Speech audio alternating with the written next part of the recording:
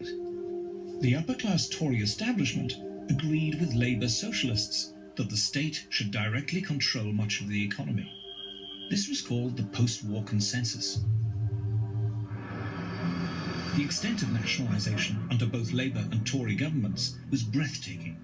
The ports and the docks and shipbuilding were nationalised.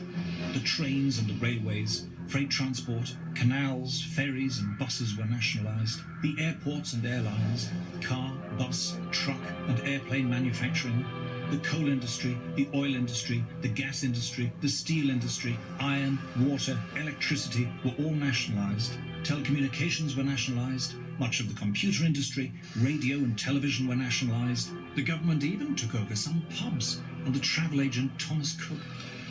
Britain, once the world's leading capitalist industrial nation, became one of the most state-owned of any country outside the communist world.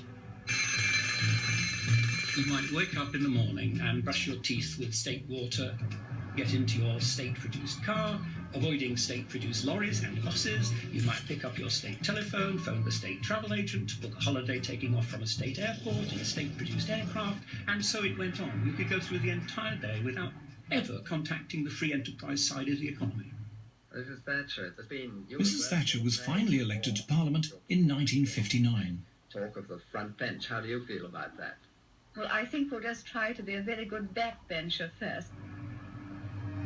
It was a grim time for Britain. According to the post-war consensus, nationalisation would bring prosperity, but instead, Britain suffered a period of rapid decline.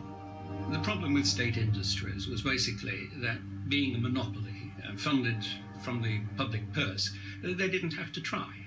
Private enterprise keeps itself efficient and cost-effective because otherwise people will turn to their competition and they'll go broke. When you're working in a environment like that and you see it day in, day out, you can see what's going on. The management what was looking after the works just didn't care about the costs. They just let it go because they knew that if they lost money, the government would pay for it. By the 1970s, state-owned Britain was on its knees, outdated and overmanned. The nationalised industries were making huge losses. They were not producing wealth, they were consuming it. Britain, once the workshop of the world, was now the sick man of Europe.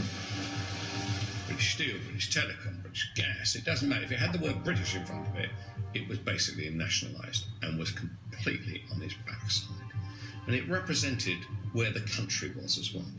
The country was on its backside. Turning Britain around would be a giant task, and it would fall to the country's first woman Prime Minister.